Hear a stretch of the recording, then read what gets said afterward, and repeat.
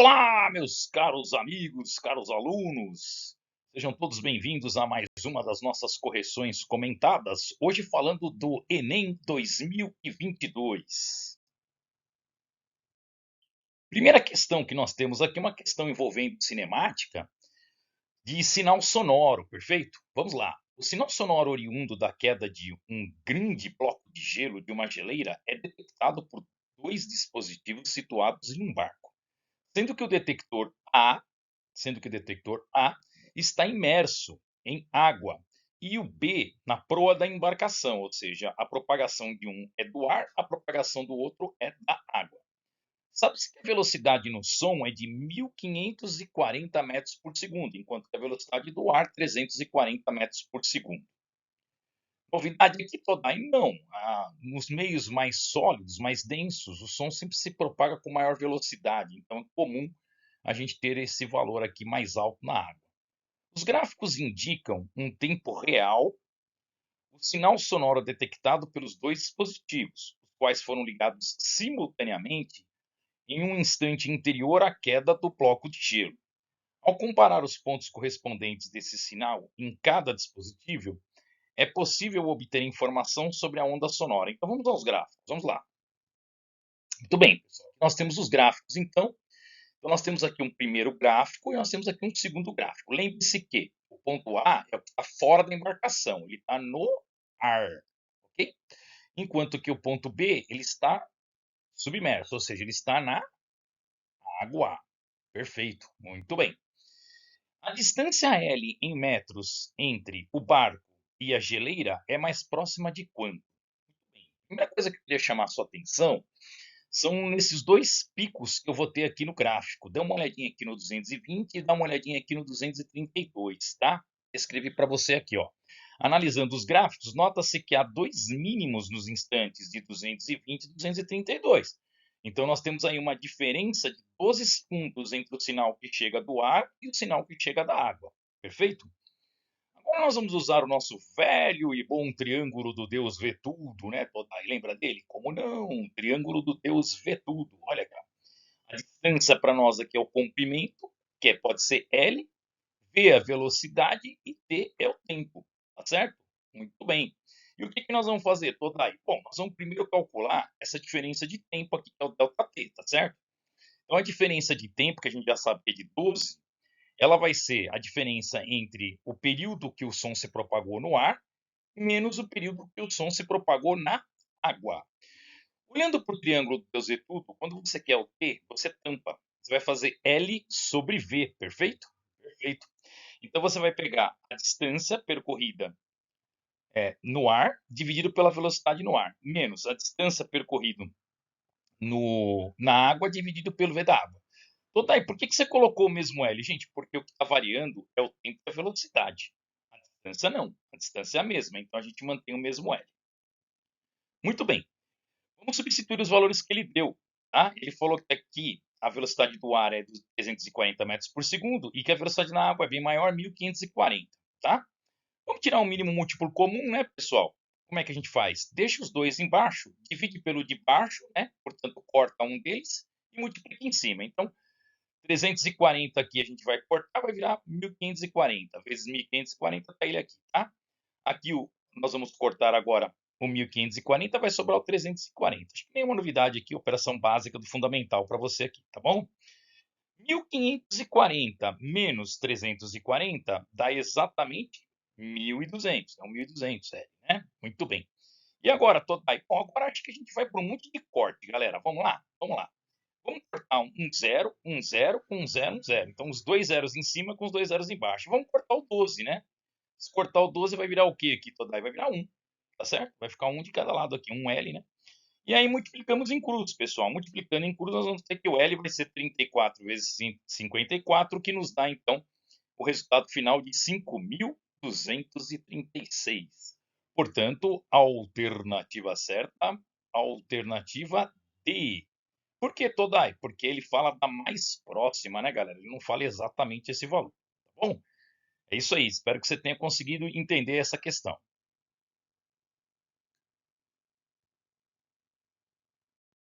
Vamos para a segunda questão. uma questão envolvendo o lançamento horizontal da família dos oblíquos. Em um dia de calor intenso, dois colegas estão a brincar com a água da mangueira.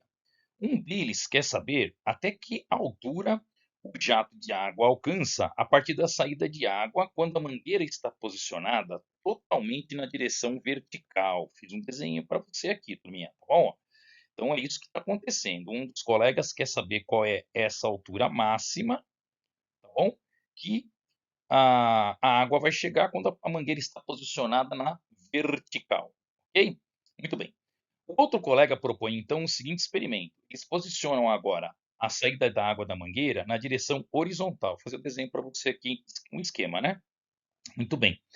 A 1 metro de altura em relação ao solo. Então, ó, tá vendo que está 1 metro de altura e agora ela não está mais na vertical, não, turma. Agora ela está na horizontal, tá bom? Muito bem. É a mesma mangueira, o mesmo fluxo de água, teoricamente a mesma o quê? Velocidade inicial, que é isso que esse colega deve estar querendo propor com esse experimento. Encontrar o valor da velocidade inicial para depois descobrir qual é a altura máxima que ela alcança na vertical. Acho que você conseguiu entender o que ele quer, né? E então mediram a distância horizontal entre a mangueira e o local aonde a água atinge o chão. O que que é isso aqui, Todai? Isso é alcance, né, turminha? Tá? É o alcance. Então, quando ele colocou a mangueira na horizontal, a 1 metro de altura, ele percebeu que ela alcança 3 metros em relação ao chão aqui, tá bom? Muito bem. A partir disso, então, agora eles querem calcular o alcance vertical do jato de água. Considere aí o g igual a 10 metros por segundo ao quadrado e vamos ao resultado, então. Vamos lá. Muito bom. Vamos partir aqui, pessoal, daquele desenho que a gente tinha, que foi a proposta do primeiro experimento que eles fizeram. Então, qual foi a intenção de fazer esse experimento com a mangueira na horizontal? Gente, a intenção aqui é medir exatamente a velocidade inicial com que a água sai. E depois na vertical a gente consegue determinar, tá bom? Só que tem um probleminha, turma. Para eu determinar a velocidade inicial, eu vou precisar do tempo, tá? Então a primeira coisa que você deve começar a calcular aqui é o tempo, porque sem o tempo você não consegue calcular a velocidade inicial, tá bom? Então vamos lá, vamos fazer então o tempo de queda, que é o mesmo tempo que ela se desloca tanto na horizontal quanto na vertical. Mas como eu estou falando de um deslocamento aqui, pessoal, na vertical, ó, tá vendo? Na vertical, esse tipo de deslocamento na vertical, ele tem ação de quem? Da gravidade, né, pessoal? Então ele só pode ser um movimento retilíneo uniformemente variado, ou MOVE. E a equação do MOVE que a gente conhece, qual que é, turma? Bom, a equação do MOVE é a equação do diabão, né? Vamos colocá-la aqui para você lembrar. Diabo V também, mais meio A atrapalhado. Lembrando que quem faz o papel de A é o G, tá legal? Muito bem. Todai, o que eu vou fazer agora? Bom, agora você vai prestar atenção para o seguinte, turma. Lembra que o VY, né, quando a gente tem um lançamento horizontal, tá? De um lançamento horizontal, ele tem o V0. O V0 é praticamente igual aqui ao Vx, né? Só que o VY nosso é zero, turma, tá bom? É isso mesmo. O VY aqui ele é zero, tá? Então todo lançamento horizontal, a grande vantagem de trabalhar com horizontal é que o VY, né, é zero, porque a velocidade com que ele estava aqui em relação à queda é como se fosse nula, né? Tá bom? Ele sai como se estivesse saindo do repouso em relação à queda, tá? Cuidado para não confundir com o V0 X aqui, tá? Muito bem. E o que nós vamos fazer então, Todai? Nós vamos aplicar a equação. No lugar do D, nós vamos colocar quem, turma? Nós vamos colocar o H. O H é que faz o papel da distância percorrida aqui, tá? Que é a altura, né, na verdade. Todai, mas e o V0T? Então, gente, esse V0 é na direção de Y, é o V0Y. Então você pode cortar ele, tá bom? Ele é zero. O V0 no lançamento horizontal, o Y, o V na direção de Y não existe. GT ao quadrado, tá? Vamos em frente, então. Então, calculando isso daqui, nós vamos ter que pega este meio aqui, né, pessoal, que está multiplicando, passa ele dividindo, vira 2H, correto? 2H dividido por G. Passando em forma de raiz quadrada, nós vamos ter então que o T vai ser igual a raiz quadrada de 2H sobre G. 2 vezes 1, porque o H é 1, e o 10 que ele deu lá no finalzinho do enunciado, tá? Então nós chegamos aqui, pessoal, no tempo. O tempo deu 0,2, raiz de 0,2. Agora que você tem o tempo, você pode calcular o quê? O V0. Como é que nós vamos calcular o V0, Todai? Nós vamos calcular o V0, pessoal, pelo deslocamento. Isso aqui é uma composição de movimentos, né? Agora nós vamos utilizar o deslocamento horizontal. Ah, mas no deslocamento horizontal, Todai, ele é como? No deslocamento horizontal, pessoal, é o sorvete. Isso mesmo, lembra do sorvete? Sim, porque ele se comporta como se fosse um movimento uniforme, tá? Ele se desloca horizontalmente aqui, pessoal, com a mesma velocidade. Olha que bacana. Muito bem. Uma vez então que eu tenho um sorvete, eu vou calcular então essa velocidade inicial, tá? Onde S, o espaço final, eu represento por A, de alcance, tá? O espaço inicial é zero, porque a gente vai sempre trabalhar aqui como a origem, né, pessoal? Então é zero, tá? E depois nós vamos colocar o quê? A VT, né? O produto VT, velocidade vezes tempo. O V agora é o V0 que a gente está querendo saber, olha ali, o V0, tá? E o tempo total é o mesmo? É, galera, o tempo de subida, o tempo de descida e o tempo de deslocamento horizontal é o mesmo. Então o tempo você pode colocar que é o mesmo, tá? Aliás, por isso que nós calculamos o tempo, senão não teríamos como calcular a velocidade aqui na fórmula do sorvete do alcance, tá bom? Aí o que nós vamos fazer? Vamos pegar esse tempo e vamos passar ele o quê? Dividindo. Então vai ficar A de alcance dividido por tempo. Em outras palavras, turma, bem simplesinho, o triângulo Deus vê tudo, né? Quando você quer velocidade e o movimento é uniforme, você pode simplesmente falar que a velocidade é o quê? Toda a velocidade é o quê? Turma, a distância no tempo, tá? A distância é o alcance e o tempo é o que você tem aqui embaixo, que você acabou de calcular, tá? Então nós temos aí o alcance de 3 metros dividido por raiz de 0,2. Beleza, temos a velocidade horizontal. Toda é a velocidade inicial, né? Na horizontal. Isso mesmo, turma. Só que ele não fala que ele trocou de mangueira. Lembra aquela figurinha do menininho jogando a mangueira para cima? Agora nós vamos ter que fazer essa mesma aplicação sabendo já o valor de V0. E o que nós vamos ter que calcular, Todai? A altura. Então, Todai, o que é uma boa pedida? Uma boa pedida, pessoal, já que nós usamos praticamente quase que todas as equações aqui da cinemática, né? Vamos fechar com chave de ouro. Que tal o Torricelli, né? Lembra do Torricelli, turma? Ah, eu acho que você lembra sim, né? A equação do Torricelli era bem tranquila. É o vovô que gosta da vovó e mais duas amigas dela, né? Mas só daí, por que aqui deu menos ao invés de mais? Então, turma, porque agora a mangueira ela está na posição vertical para cima, né? Então ela está contrário ao sentido de quê? Da gravidade, tá bom, turma? Quando está contrário ao sentido da gravidade, então o g ele é negativo, tá bom? Muito bem. Então v ao quadrado igual a v0 ao quadrado menos 2gh. Agora é só substituir, né, turma? Quem tem a velocidade final? É zero. Por que a velocidade final é zero? Porque quando ele atingir a altura máxima, pessoal, ele para de subir e começa a descer. Então a velocidade na altura máxima sempre é zero, tá? Velocidade inicial. Lembra que eu falei? Por isso que o menino colocou a mangueira na horizontal para fazer a experiência? Então, a mangueira na horizontal para fazer o experimento, pessoal, ela tinha uma velocidade V0 que na vertical vai ser a mesma, tá? É 3 dividido por raiz de 0,2. Só que aqui é ao quadrado pela equação de Torricelli. Menos 2 vezes G, 2 vezes 10, 20. Então, menos 20H que nós vamos querer descobrir, tá? Vamos pegar esse 20H e vamos colocar ele para lá, pessoal? Então vai ficar 20H igual a 3 ao quadrado dá 9 e o 2 corta com a raiz, tá bom? Agora, 20% de 2, né, pessoal? Ou 0,2 vezes 20, quanto que dá? 0,2 vezes 20 dá 4, né? Então, 9 dividido por 4, chegamos a uma altura de 2,25 metros, tá bom? O que nos dá a alternativa B.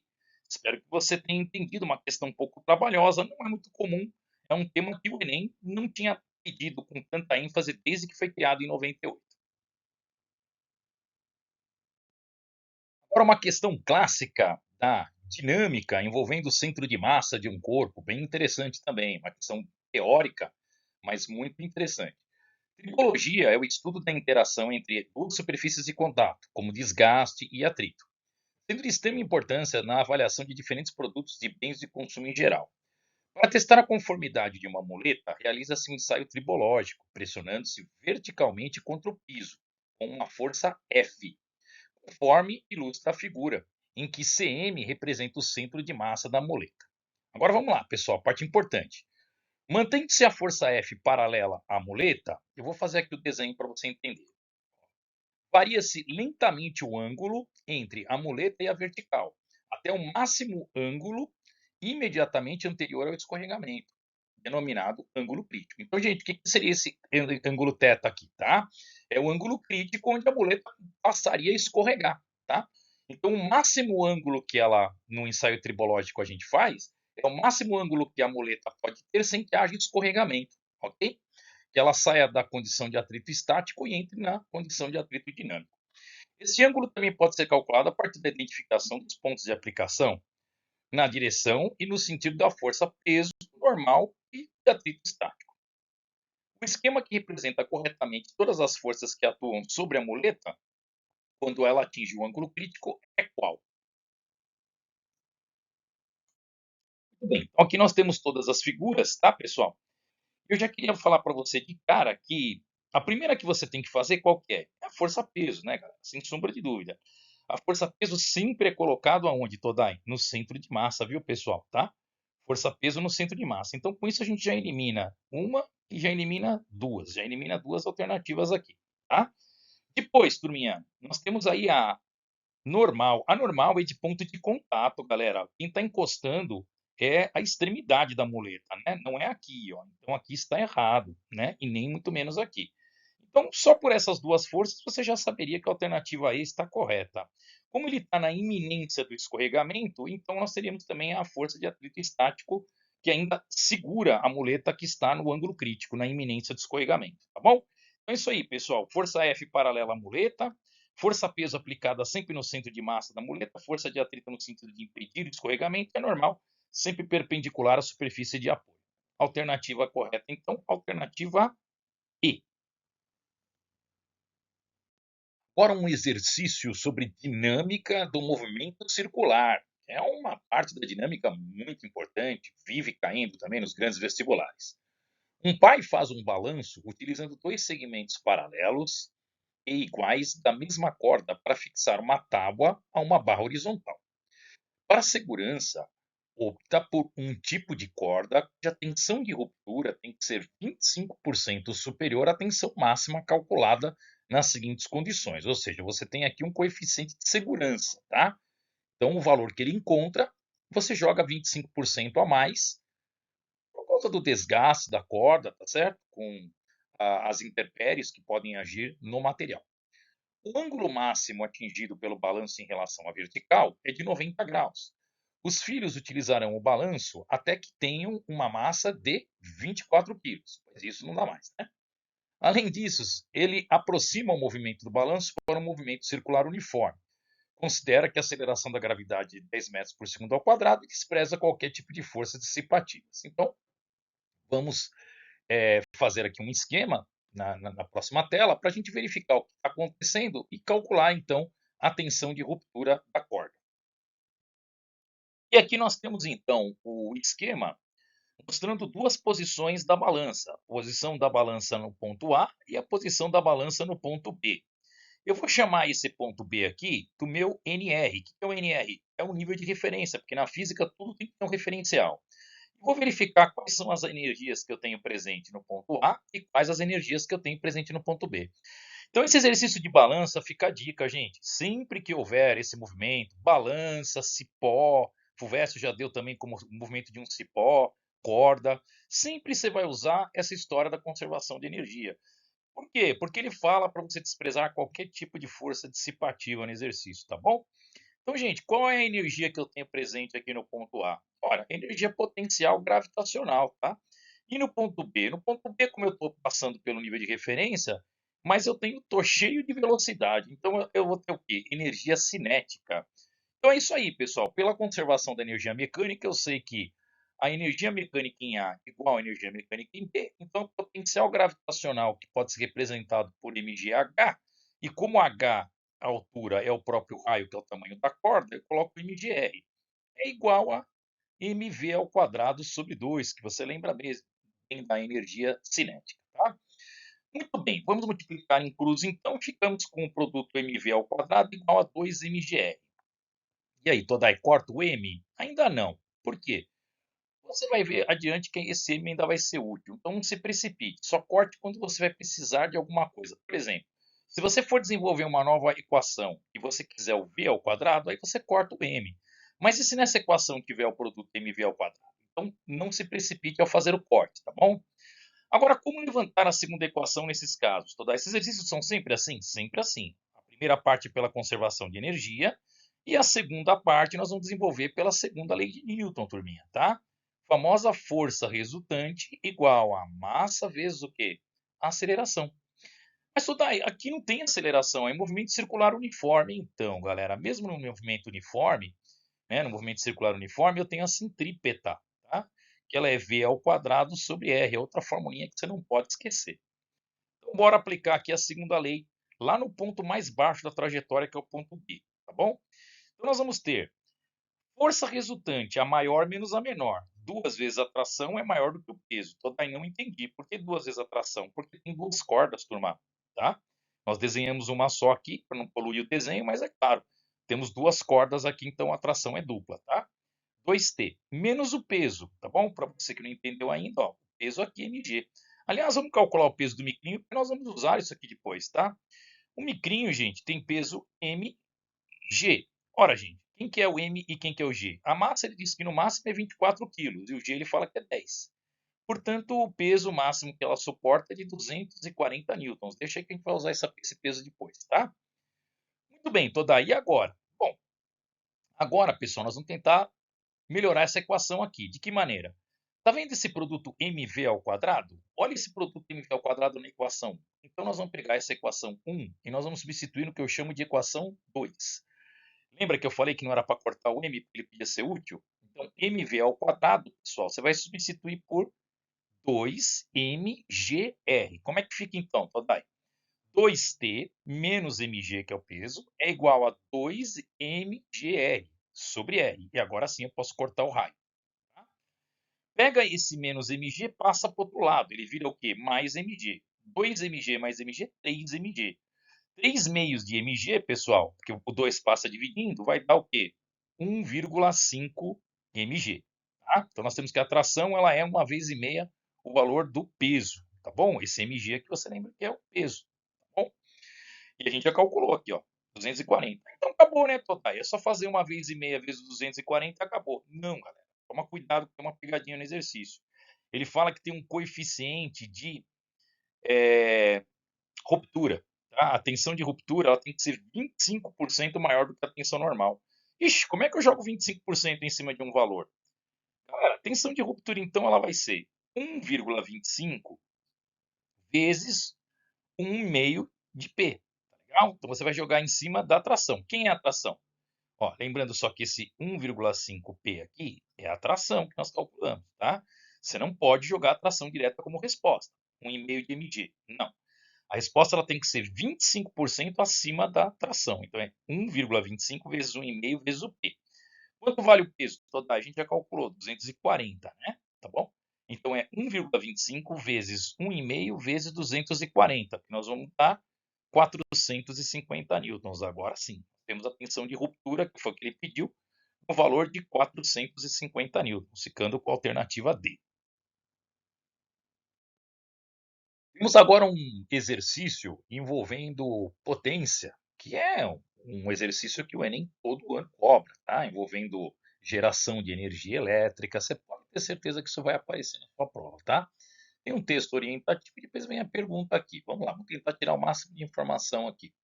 Em 2017 foi inaugurado no estado da Bahia o Parque Solar Lapa, composto de duas usinas, Bom Jesus da Lapa e Lapa, capaz de gerar cerca de 300 gigawatts de energia por ano.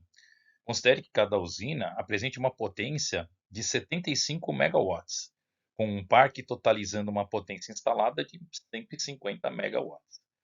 Considere ainda que a irradiação solar média ela é de 1.500 watts por metro quadrado e que a eficiência dos painéis é de 20%.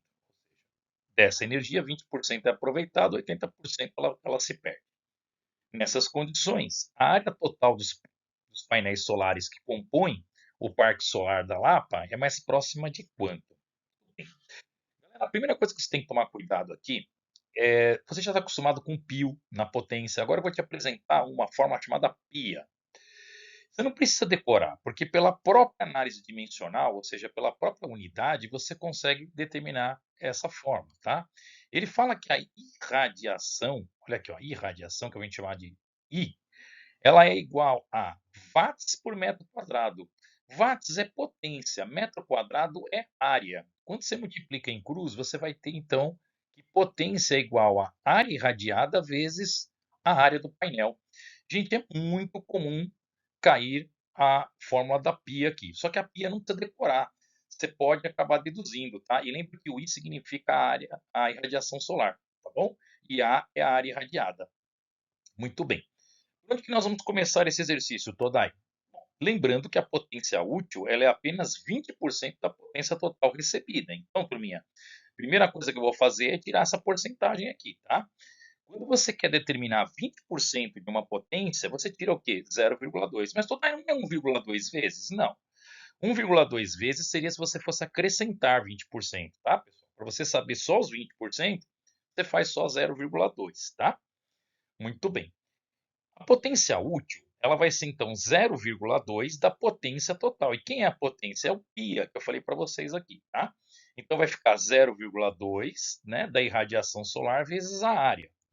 Muito bem. Agora é só substituir os valores, turma. Quem é a potência útil? Ele fala que é 150 megawatts. Você lembra que o mega é 10 a sexta, tá bom, gente? Isso mesmo, 150 mega, 150 10 a sexta. 0,2 é os 20%, vezes o I, vezes o A. Muito bem. Vamos lá. O I ele deu? Deu, turma. Ele deu o I sim. O I é de 1.500, tá aqui, ó. Ó o I aqui, 1.500, tá? E o A é o que ele quer saber, é a única incógnita do problema, tá bom? E agora o que nós vamos fazer?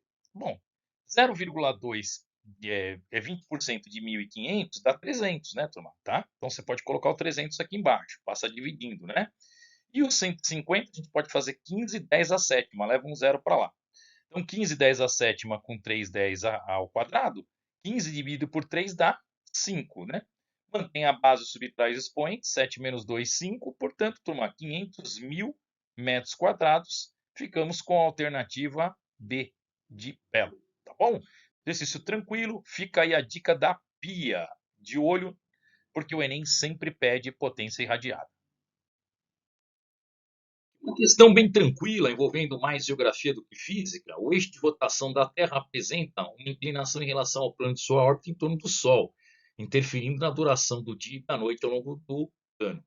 Aí ele dá aqui 21 de dezembro, o que para nós no hemisfério sul representa o verão. Você vê que o trecho de maior iluminação da Terra, que recebe mais raios do Sol, eles estão justamente no hemisfério sul, nesse período de 21 de dezembro.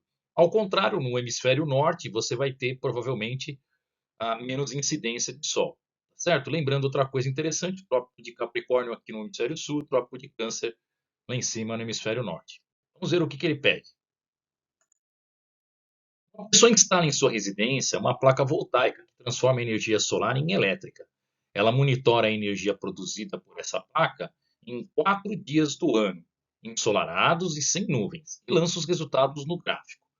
Próximo a que região a residência onde as placas foram instaladas, né? Se situa as placas onde foram instaladas. Então vamos lá, turma. O que a gente pode ver é que a incidência é bem alta em janeiro aqui, tá vendo? Em janeiro tem uma boa captação. Em abril ela cai um pouco, em julho é a menor captação que tem, provavelmente deve ser o inverno aqui, né?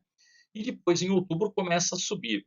Muito bem, gente. Se em julho nós temos inverno, isso é característica do hemisfério sul, não do hemisfério norte. Mas veja, eu estou falando de hemisfério, eu não estou falando de polo. Porque a diferença entre polo norte e polo sul não é caracterizada por essa variação que nós estamos tendo aqui. No polo norte e no polo sul, nós não teríamos essas variações aqui, tá bom? Muito bem. No Equador também não teríamos. Então, por eliminação, ou é trópico de Câncer ou trópico de Capricórnio. Como o julho, né, nós temos aqui a menor captação em inverno, é no hemisfério sul que nós temos o inverno em julho, tá certo? Aqui onde, essa passagem, está o nosso país, tá certo? Então, o trópico de Câncer seria a alternativa correta. Deixei aqui um resuminho do que eu falei para vocês, tá? E a resposta certa, então, alternativa A. Não creio que você vai encontrar muita dificuldade nesse exercício. Com bastante questões da dinâmica. E agora estamos falando da, do conceito da dinâmica, tá? Ou seja, da onde a gente pode ver nascer o princípio fundamental da dinâmica, lá da segunda lei de Newton. Ou seja, da quantidade de movimento. Em um autódromo, os carros podem derrapar em uma curva e acabar batendo na parede de proteção. Para diminuir o impacto de uma batida, pode-se colocar na parede uma barreira de pneus. Isso faz com que a colisão seja mais demorada e o carro retorne com uma velocidade reduzida. Uma outra opção é colocar uma barreira de blocos, claro, de um material que se deforma, tornando-a tão demorada quanto na colisão com os pneus, ou seja, reduz, né, a quantidade de energia, mas que não permite a volta do carro após a colisão. Bom, o que ele vai querer nas alternativas? Vamos lá. Comparar as duas situações, tá? Ou seja, a primeira situação é da barreira de pneus e a segunda é de barreira de blocos. Ele quer saber qual, onde a força vai ser maior, tá? E depois, ele quer saber aonde a energia mecânica vai ser dissipada, na barreira de pneus ou na barreira de blocos. Vamos lá? Vamos para a resolução então, onde eu já adianto a vocês que o teorema do impulso vai ser a nossa chave de resolução aqui. O impulso da força resultante, ele sempre é igual à variação da quantidade de movimento, tá bom? Por que impulso, Todai? Porque impulso, ele é força vezes o tempo, e a gente pode relacionar força com quantidade de movimento que o exercício está pedindo. Mas eu montei aqui duas figurinhas para você entender melhor, tá? A primeira figurinha, ela demonstra justamente o que está ocorrendo com a colisão com o pneu, contra a barreira de pneus, tá? Onde você tem uma quantidade de movimento grande no início e depois você tem uma quantidade de movimento final um pouco menor. Afinal de contas, a velocidade é um pouco menor. Mas a variação da quantidade de movimento ela é bem grande, né? Muito bem. Já na segunda, a variação de quantidade de movimento é menor. Por quê? Porque eu só tenho a quantidade de movimento na entrada, né? Ou seja, na chegada, perdão, início, e o final é zero, porque toda a barreira ela foi é, toda o bloco, né? Toda a barreira, ela acabou absorvendo toda a energia cinética proveniente do carro, tá bom? É isso aí. Então, gente, vamos lá. Impulso igual a variação da quantidade de movimento, mas tão importante quanto a força é o tempo no impulso, perfeito? Então, força vezes tempo igual a variação de quantidade de movimento. Passando o tempo dividindo, nós temos aí, pela definição clássica do princípio fundamental da dinâmica do Newton, força resultante é a variação da quantidade de movimento no tempo, tá bom? O que significa isso, Todai? Significa que quanto maior for a variação de quantidade de movimento, maior é a força resultante. Então, quanto maior aqui na figurinha, você vê que o delta Q1, a colisão com os pneus, ela foi bem maior. Então, como a variação de quantidade de movimento é maior do que a segunda, então a força resultante lá nos pneus é a maior. Mas ele pediu também energia dissipada, né, Todai? Na colisão 2, turma, o carro para. Toda a energia cinética foi transformada em quê? Em calor, tá certo? Foi dissipada. Então a energia dissipada no 2 ela é maior, porque a quantidade de energia cinética que se transformou em dissipada foi maior, tá bom? Ficamos com a alternativa A, então, que fala: a força é maior na colisão com barreira de pneus. Sim, porém a energia dissipada é maior na colisão com barreira de blocos. Uma questão muito bonita. Parabéns para a banca. É bastante diversificada. Agora vamos aí com uma questão sobre gravitação universal. Um buraco negro é um corpo celeste que possui uma grande quantidade de matéria concentrada em uma pequena região do espaço, de modo que sua força gravitacional é tão grande que qualquer partícula fica aprisionada em sua superfície, inclusive a luz. O raio desta região caracteriza uma superfície limite. Nós chamamos na astronomia de horizonte de eventos, da qual nada consegue escapar. Considere que o Sol fora instantaneamente substituído por um buraco negro, com a mesma massa do Sol, de modo que o horizonte de eventos seja aproximadamente de 3 km. Após a substituição descrita, o que aconteceria com os planetas no sistema solar? Então vamos lá. A. Eles se moveriam em órbitas espirais, aproximando-se sucessivamente do buraco negro. Eles oscilariam aleatoriamente em torno de suas órbitas elípticas originais. C. Eles se moveriam em direção ao centro do buraco negro. D. Eles passariam a pressionar mais rapidamente. A precessionar, desculpa. Aqui é um termo que não é muito comum a gente usar. Ele vem do movimento de precessão. O movimento de precessão é aquele movimento de peão, quando um peão está terminando a sua volta, onde a Terra é jogada uma hora o hemisfério sul mais próximo do Sol, uma hora o hemisfério norte. Esse é o movimento de precessão. Então ele fala que os movimentos de precessão seriam mais rápidos. E eles manteriam suas órbitas inalteradas. Muito bem, turma, nós vamos responder isso com base no quê? Na própria lei da gravitação universal de Newton. Ele diz que esta força depende de uma constante, que é o G, constante da gravitação universal, da massa dos dois corpos envolvidos, no caso, por exemplo, a massa do Sol e a massa da Terra, e a distância entre eles ao quadrado. Então, o que eu queria te mostrar aqui? Que nenhum deles, pessoal, foi alterado. Tá? Mas, professor, e esse 3 km do horizonte de eventos? Então, para você ser, vamos dizer, absorvido pelo buraco negro, teria que estar mais próximo do que 3 km. Como a nossa distância é de 150 milhões de quilômetros aproximadamente, a gente está bem longe disso. Portanto, pessoal, alternativa certa, a alternativa E, nada vai acontecer porque nós não mexemos na massa e não mexemos na distância. E o horizonte de eventos não alcança a órbita de nenhum dos planetas do nosso sistema solar. Demorando para aparecer a questão de termologia. Vamos lá. A variação da incidência de radiação solar sobre a superfície da Terra resulta numa variação de temperatura ao longo de um dia, denominada de amplitude térmica. A gente ouve muito isso durante a previsão do tempo. Edificações e pavimentações realizadas nas áreas urbanas contribuem para alterar as amplitudes térmicas dessas regiões, em comparação com regiões que mantêm suas características naturais, com presença de vegetação e água, já que o calor específico do concreto é inferior ao da água. Assim, parte da variação do impacto ambiental que a presença de concreto proporciona às áreas urbanas consiste em considerar a substituição de área concretada por um mesmo volume de água e comparar as variações de temperatura devido à absorção da radiação solar nas duas situações, concreto e água. Desprezando os efeitos de evaporação e considerando que toda a radiação absorvida, a avaliação pode ser realizada com os seguintes dados, tá? Então vamos lá. Ele fala que a água, conhecida a densidade nossa, né, gente? A gente já conhece, 1000 kg por metro cúbico, 1 grama por centímetro cúbico.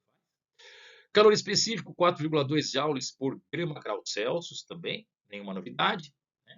Pessoal, mas não é um calor específico, não. Uma caloria por grau Celsius, gente, por grama grau Celsius, é quando é na unidade não internacional, usual, tá? A unidade semi-internacional é joules por grama grau Celsius, tá bom? Cuidado aí, então. É 4,2 mesmo. Concreto, 2.500, uma densidade maior do que da água. Em compensação, o calor específico é bem menor. Tá? O que significa calor específico menor, Todai? Significa que com a mesma quantidade de radiação solar, você vai ter maior variação de temperatura. Tá? O que significa esse 4,2, turma? Significa o seguinte, na água. Para cada grama de água variar em 1 grau Celsius, eu preciso de 4,2 joules. Agora, o concreto é 0,8, olha só, para cada grama de concreto que eu queira variar a sua temperatura em 1 grau Celsius, gente, eu preciso somente de 0,8 joules, ou seja, quanto menor o calor específico, maior a variação de temperatura. O que ele quer, Todai? Ele quer a razão entre as variações de temperatura nas áreas concretadas e alagadas. Ele fala que seria mais próxima de quanto? Vamos para a próxima tela para a gente resolver isso aí. Muito bem, eu mantive aqui a mesma tabela por causa dos dados que a gente vai precisar, tanto de densidade da água do concreto, como do calor específico de ambos. Tá bem? Gente, a minha pergunta é, está variando o estado físico? Eles estão mudando de estado físico, tanto a água quanto o concreto? Não, e o exercício ainda, ele diz para desprezar os efeitos de vaporização. Quando não se tem a mudança de estado físico, gente, a gente tem que fazer a troca de calor pela equação fundamental da calorimetria, também chamada do quê? De Quimasete, tá bom? Eu vou fazer o Quimasete da água e o Quimasete do concreto e nós vamos igualar os dois, tá bom? Vamos lembrar aqui para quem não lembra, né? A equação do Quimasete é a quantidade de calor, ela depende da massa, do calor específico e da variação de temperatura, tá bom? Muito bem. Então, igualando a quantidade de calor que o concreto e a água vão receber, porque a radiação é a mesma, tá certo? Então, eles têm que receber a mesma quantidade de calor. Eu vou ter o MC delta T do concreto e o MC delta T da água. Perfeito. E Todai, mas eu não tenho a massa. Gente, quando você não tem massa, lembra que densidade é igual a massa sobre o quê? Volume. Eu costumo brincar com os meus alunos. Quando você não tem a massa, é porque o exercício ficou te devendo a massa. Olha aí, ficou te devendo a massa. Então, massa é o produto densidade e volume, DV. Então, vamos colocar aqui o dV e o dV no lugar da massa. Continua o calor específico e a variação de temperatura. Bom, o que ele quer? Ele quer a relação da variação de temperatura do concreto pela água. Então, o ΔT do concreto eu deixo aqui, o ΔT da água eu passo ele dividindo cruzado, tá bom? E a densidade e o calor específico do concreto eu passo dividindo embaixo da água, ok? Agora, é só substituir os 4 valores da tabela, gente. Primeiro, a densidade da água, 1000, certo? Tá aqui 1000. Depois, o calor específico da água, 4,2. Densidade do concreto, 2.500. E o calor específico do concreto, 0,8. Tá? Muito bem. Aqui a gente pode cortar 2 zeros e aqui a gente pode cortar 2 zeros. Okay? 10 vezes 4,2 dá 42, certo? 80% de 25, 20. Sabe quanto que é 42 dividido por 20? 2,1, tá? Portanto, alternativa certa, alternativa B. Como é a questão envolvendo os conceitos da ótica? Em 2002, um mecânico da cidade mineira de Uberaba, Minas Gerais, teve uma ideia para economizar o consumo de energia elétrica e iluminar a própria casa num dia de sol. Para isso, ele utilizou garrafas plásticas PET com água e cloro, conforme ilustram as figuras aqui. Tem uma garrafa bem iluminada aqui, e aqui várias que ele utilizou na casa dele. Cada garrafa foi fixada ao telhado de sua casa, em um buraco com um diâmetro igual ao da garrafa, muito maior do que o comprimento de onda da luz. Sim. Nos últimos 2 anos, sua ideia alcançou diversas partes do mundo e deve atingir a marca de 1 milhão de casas utilizando a luz engarrafada. Que bacana. Então, aqui foi tirado de um texto, né, pessoal? E aí o Enem faz, então, a pergunta. Que fenômeno óptico explica o funcionamento da luz engarrafada? Ora, gente, é essa troca de meio óptico, né? Quando você sai de um meio e entra em outro, a gente chama isso daí de refração, tá certo? É isso mesmo. Você colocou aí a alternativa A e acertou. A garrafa PET e a água são transparentes, permitindo que haja, né, pessoal, a passagem de um meio para o outro. E a gente chama isso de refração da luz para a água no telhado, tá bom? É isso aí. Espero que você tenha conseguido acertar. Uma questãozinha aí envolvendo o conceito de refração, mas bem tranquilo. Enfim, chegamos na parte de eletricidade, mais precisamente aí eletrodinâmica, já que a eletrostática não é um prato predileto do Enem. O Enem não costuma pedir muito o assunto eletrostática. Vamos lá. A fim de classificar as melhores rotas em um aplicativo de trânsito, um pesquisador propõe um modelo com base nos circuitos elétricos. Nesse modelo, a corrente representa o número de carros que passam por um ponto da pista no intervalo de 1 segundo. Sim, a gente já até deixa isso bem claro. Corrente elétrica, gente, ela pode ser associada com a velocidade das cargas. Afinal de contas, ela é medida em coulombs por segundo, que depois fora chamado de ampere. A diferença de potencial corresponde à quantidade de energia por carro necessário para o deslocamento de 1 metro. Então, é o que a gente chama de volts, que é a DDP. Para ele aqui seria a energia necessária para deslocar o carro por 1 metro, tá bom? Muito bem. De forma análoga ao que ocorre na lei de Ohm, que você conhece bem, cada via é classificada pela sua resistência, sendo a de maior resistência aquela que estaria mais congestionada. O aplicativo mostra rotas em ordem crescente, ou seja, da rota de menor para a rota de maior resistência. Tá bom? Olha, tá de parabéns o Enem aqui, questão muito bonita, bem elaborada, com bastante riqueza e criatividade. Como teste para um sistema, são utilizadas 3 possíveis vias para uma viagem que vai de A até B para os valores de tensão e corrente conforme a tabela. Então, nós temos aqui a rota 1, ela tem uma tensão de 510 e uma corrente de 4, e assim por diante, tá? É interessante que a tensão, ao invés de ser volts, seria a energia, né, por carro metro, vamos dizer assim. E a corrente, carros por segundo.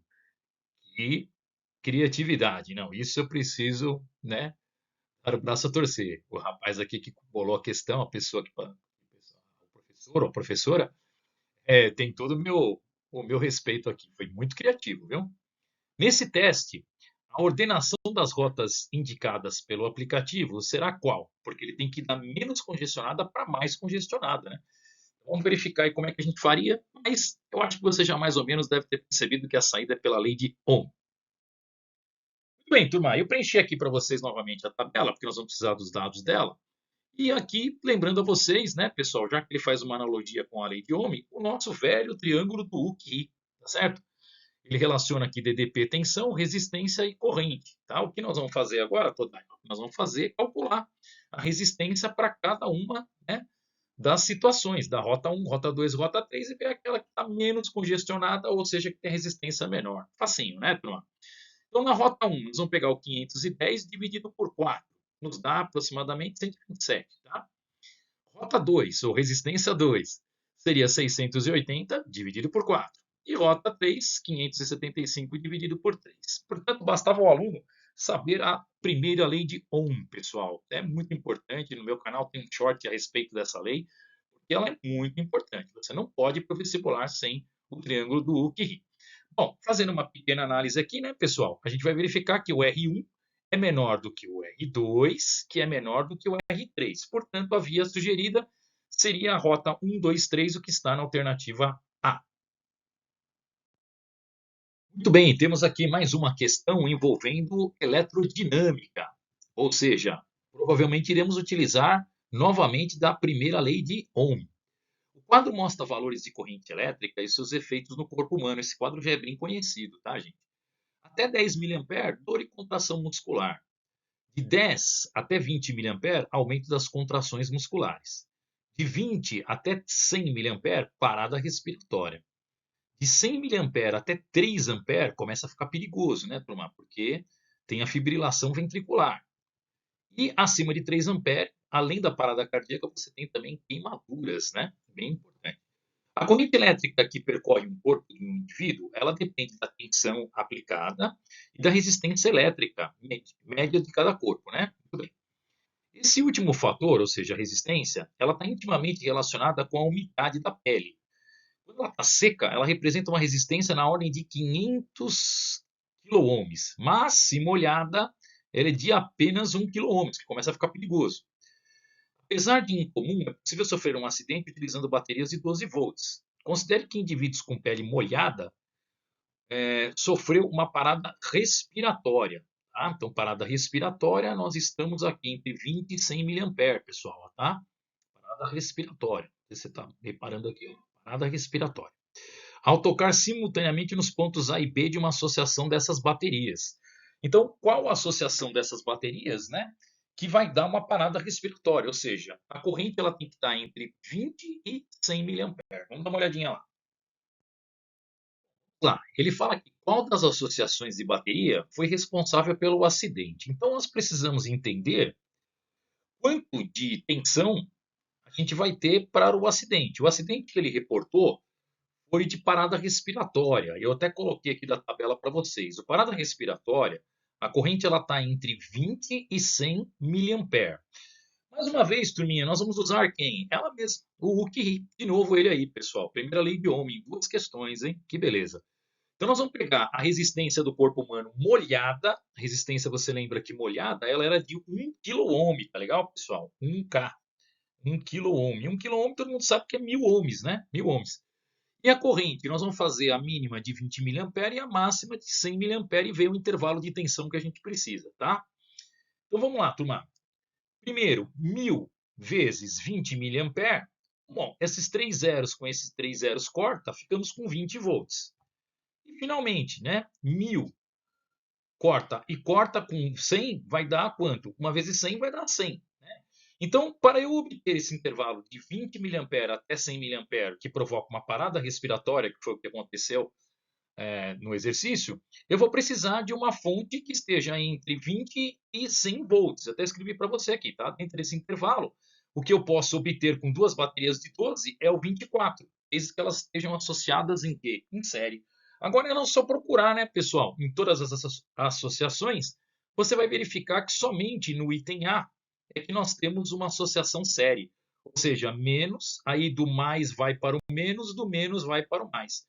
Portanto, a diferença de potencial entre os pontos A e B, ela vai dar 24 volts na alternativa A.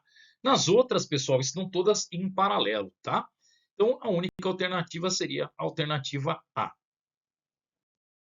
Olá, mais um exercício de eletrodinâmica. Um exercício não, mas uma questão, né, Toda? Estamos em prova aqui, corrigindo a prova do Enem.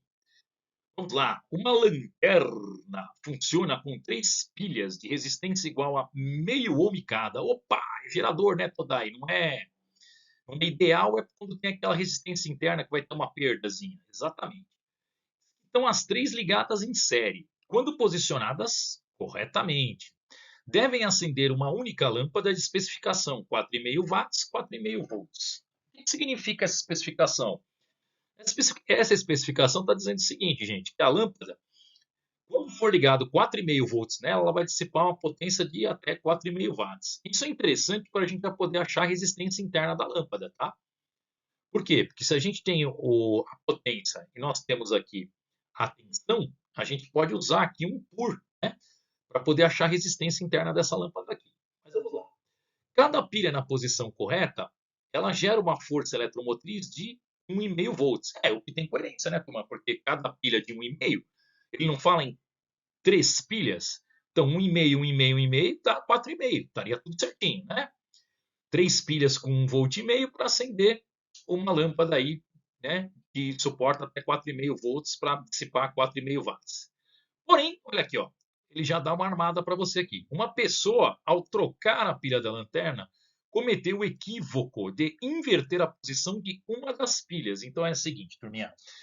2 pilhas vão funcionar como gerador. Uma vai funcionar como receptor, tá legal? Ou seja, eu tenho força eletromotriz, né? Eu tenho a força eletromotriz E de 3 volts. Mas eu tenho uma contra-eletromotriz E' de 1,5. Sacou? Porque eu tenho 2 pilhas fornecendo tensão para o circuito e uma indo contra. Tá? Considere que as pilhas mantêm contato independentemente da posição. Com esse equívoco, qual vai ser a intensidade da corrente elétrica que passa a ligar a lanterna? Bom, muito bem, pessoal. Então, a primeira coisa que nós vamos fazer aqui, galera, é o seguinte: alguém vai falar, professor, aplica o PIR aqui, né, para achar corrente elétrica? Não, não faz isso. Por quê? Porque você não tem alimentação de 4,5 volts, turma. Você só poderia fazer o PIR se você tivesse certeza, né, que você tem uma determinada. Bom, primeiro que para ter o PIR você precisa da resistência, né? Você não tem a resistência da lâmpada. Então, não vai dar muito certo aqui, né? Então, o PIR não é uma boa aqui, porque a gente não tem a resistência da lâmpada e o PIR precisa da resistência para a gente poder calcular. Então, quando você tem potência e tensão, galera, aí ficou fácil, né? Quando tem potência e tensão, usa o PUR, tá? Então, vamos lá. Vamos usar o PUR aqui, pessoal. O PUR, então, a gente vai ter P igual a E ao quadrado sobre R, porque eu estou considerando uma tensão de 4,5 volts, tá? Então, se o gerador tivesse 4,5 volts, qual seria a resistência da lâmpada, né? É o que a gente chama de tensão nominal, né? A tensão nominal ela seria 4,5 volts, que dissipa 4,5 watts. Vamos ver qual que é o valor, então, da resistência interna da lâmpada, tá? Troca de lugar o P com o R. O R vai ser igual ao E ao quadrado sobre P. Lembrando que esse E é o U, é a mesma coisa aí, tá? Muito bem, então 4,5, que é a tensão aqui, né, nominal. 4,5 ao quadrado dividido por 4,5, corta 1, 4,5, vai sobrar 4,5. Então eu sei, turma, que eu tenho uma lâmpada que ela tem resistência interna de 4,5 ohms. Agora nós vamos ligar e vamos ver o que vai acontecer com a corrente. Tá? Então, o circuito que ele propôs é esse daqui. Ó. Eu coloquei 2 pilhas em série com as suas respectivas resistências internas. Tá legal? Ó? Então eu tenho aqui a pilha 1, né? O E1 aqui, ó, E1, e aqui eu tenho o E2, tudo bem? E aqui eu tenho um E'. Por que que é E'? Porque essa força aqui, turminha, ela é ao contrário, ó. É uma força contra-eletromotriz. Enquanto essas daqui são do negativo para o positivo, né? Esta última vai ser do positivo, do negativo para o positivo, ela vai ser contrária, você está vendo? Então a gente vai ter uma força se opondo. Bom, e como é que eu calculo corrente num circuito? Gente, triângulo de Ohm, né? Para você calcular a corrente I, basta você pegar a tensão e dividir pelo quê? Pela resistência, tá? Como nós estamos tratando de todo o exercício, alguns chamam isso aqui de lei de Ohm-Pouillet, mas para mim é lei de Ohm, galera, tá? Então vamos lá. A corrente vai ser igual a U. A tensão ela vai ser o quê? 2 vezes a força eletromotriz. Então, 1,5 mais 1,5, 2 vezes a força eletromotriz, menos a força contra-eletromotriz, aquela bateria que está indo contra, né? Tem uma pilha que está contrária. dividido pelo total das resistências. Substituindo isso por número, eu vou ter 2 vezes, então, 1,5, tá? Eu tenho uma pilha de 1,5, mais uma pilha de 1,5, 2 vezes 1,5, menos 1,5 que está vindo o contrário. Então, daí não é mais fácil eu pensar assim, ó, uma anula a outra, sobra uma só? Pode pensar desse jeito também, tá? Uma pilha contrária à outra, elas se anulam, tá bom? Então, 1,5 com 1,5, uma acabou anulando a outra. É como se eu tivesse uma única tensão de 1,5. Só toma cuidado quando você fizer isso, que você não pode esquecer das resistências internas, tá? Elas continuam. Veja que eu coloquei aqui 3 vezes meio, porque as resistências estão aqui. Você vai anular a tensão, a força eletromotriz de uma pilha anula a contra-eletromotriz de outra, mas as resistências permanecem, tá bom? 3 vezes meio mais 4,5. Bom, então só me sobra de tensão 1,5. Só te sobra de tensão 1,5. Aqui, ó, 1,5. E a resistência vai ser meio, mais meio, mais meio, 1,5, mais 4,5, 6. Sabe quanto que é 1,5 dividido por 6, turma? 0,25 ampere, resposta alternativa A de amor. Exercício bem tranquilo, né, pessoal? Onde você precisou, de novo, né? Na terceira questão você usou o UQI. Deu para entender agora a importância da primeira lei de Ohm, né? E precisou também de um PUR, não dava para aplicar o PUR, porque toda época não tinha resistência, né, turma? Ele deu tensão. Quando ele dá tensão e dá potência, a gente usa o PUR. Tá bom? É isso aí, vamos para a próxima. Para finalizarmos as questões de eletrodinâmica, agora uma questão que veio misturado calorimetria com termodinâmica, tá bom, gente? Vamos dar uma olhadinha. Também é uma coisa que acontece bastante, tá? O manual, ainda mais se tratando de Enem, tá? O manual de uma ducha elétrica informa que seus 3 níveis de aquecimento, morno, quente e superquente, apresentam as seguintes variações de temperatura da água em função de sua vazão. Então, é claro, né, turminha? Quanto maior for a opção aqui que você vai colocar, mais ela esquenta, né? Então, por exemplo, vazão aqui, ó, de 3 litros por minuto. No morno, ela varia 10 graus, no quente 20 e aqui no superquente 30 graus. Esse aqui é o máximo que ela chega, né? Aí vazão de 6, cai pela metade, né? Normal, mas é proporcional. Utiliza-se um disjuntor para proteger o circuito dessa ducha contra sobrecargas elétricas em qualquer nível de aquecimento. Por padrão, o disjuntor especificado pela corrente nominal ele tem que ser múltiplo de 5 amperes. Tem que tomar cuidado aqui que nenhuma resposta vai estar fora disso, tá vendo? Todas são múltiplos de 5 amperes. Imediatamente superior à corrente máxima do circuito. Então é assim, vamos supor que você encontrou a corrente de 4, você vai ter que colocar o de 5. Se você encontrar uma corrente de 8 amperes, você tem que colocar o de 10, tá? Então, o disjuntor sempre vai proteger a corrente mais alta, mais próxima, que seja múltiplo de 5. Muito bem. Considere que a ducha deve ser ligada no 220, que é o padrão, né, pessoal? E que toda a energia dissipada através da resistência do chuveiro vai ser convertida em energia térmica, transferida para a água. Efeito Joule, né, turminha? Tá bom?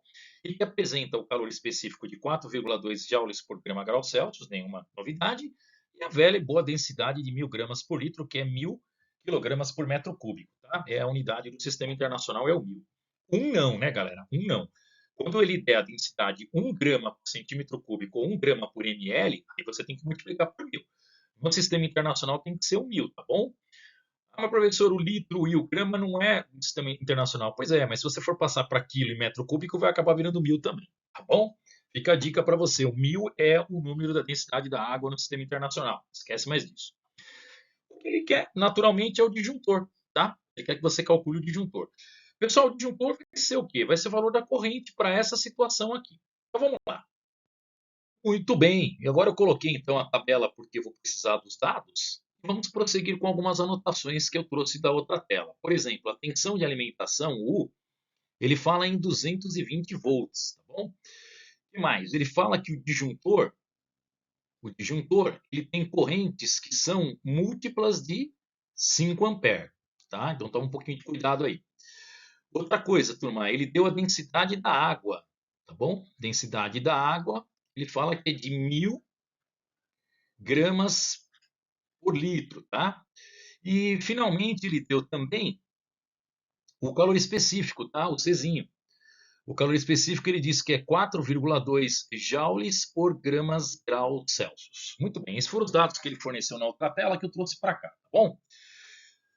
Como é que eu vou fazer para estimar o disjuntor? Galera, um engenheiro, para estimar o disjuntor, ele sempre tem que levar em consideração que a ducha está sendo usada na pior circunstância possível, ou seja, que vai puxar mais corrente. Ou seja, você vai projetar no super quente, tá legal? Você pode pegar o 30 ou o 15, tanto faz, tá? Vou pegar aqui o 15, o 30, mas aí eu pego uma vazão de 3 litros por minuto, tá? Toma um pouco de cuidado com essa vazão aqui. Minuto não é unidade de ninguém, né, pessoal? Então, 3 litros por minuto, na verdade, você vai colocar 3 dividido por 60, tá? Porque um minuto tem 60 segundos. Então, é 3 dividido por 60. Não coloque o 3 só, porque vai dar problema, hein? Esse minuto não pode trabalhar, não. Por minuto, então, lembra que é 60 segundos, tá? Bom, maior corrente vai ocorrer, né, lá no super quente. E agora, Todai, como é que eu relaciono as grandezas da eletricidade com as da calorimetria? Através de uma grandeza que é comum aos dois, é a potência, viu, turma? A potência, tá? Então, nós vamos combinar aí a potência térmica, né, lá do calor sensível, com a potência nominal, potência elétrica, tá bom? De que maneira? Potência é quantidade de calor dividido pelo tempo. Velho, né, pessoal? A velha fórmula da PET, o pessoal conhece ela como PET, né? Energia no tempo, tá bom? É bem facinho, acho que não, o pessoal acaba não esquecendo dessa forma, não, né? Então, nós podemos escrever que a quantidade de calor é potência vezes tempo e na calorimetria ela também é conhecida como mc delta T, tá, pessoal?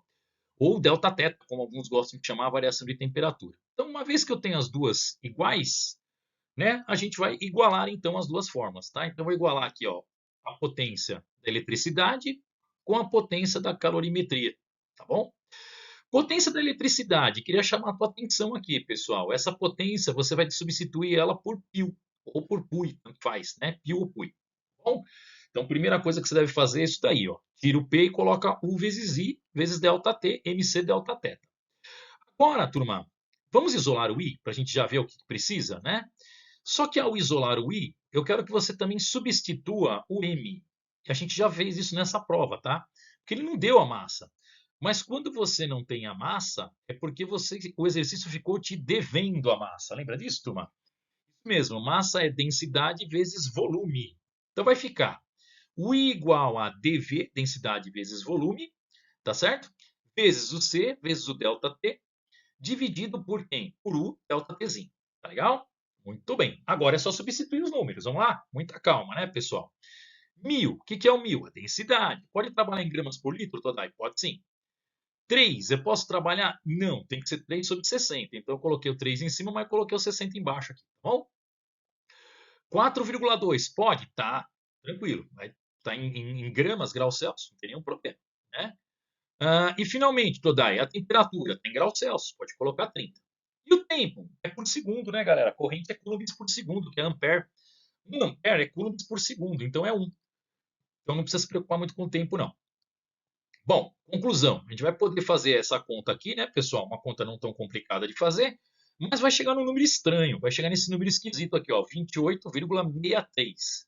Bom, como a gente só tem disjuntores múltiplos de 5 ampere, então nós vamos arrastar para 30 ampere. Tem que ser sempre o valor mais alto, tá bom? E a 30 ampere é a resposta, então, que a gente vai encontrar na alternativa B. Tá bom, gente? É isso aí. Cuidado com a questão, então, tá? Com relação às unidades, eu te chamo a atenção, muito cuidado com as unidades, e essa relação entre a potência elétrica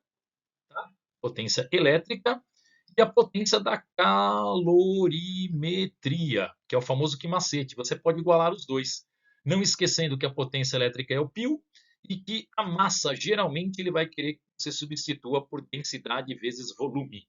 E cria-se uma fórmula tão grande que essa daqui. Agora, professor, tem necessidade de eu decorar essa fórmula inteira aqui? Não. Se você sabe as pequenininhas, você sabe fazer essa fórmula depois. Ok? Bora para a última questão. E para finalizarmos a 15ª questão de física, nós temos uma questão de eletromagnetismo.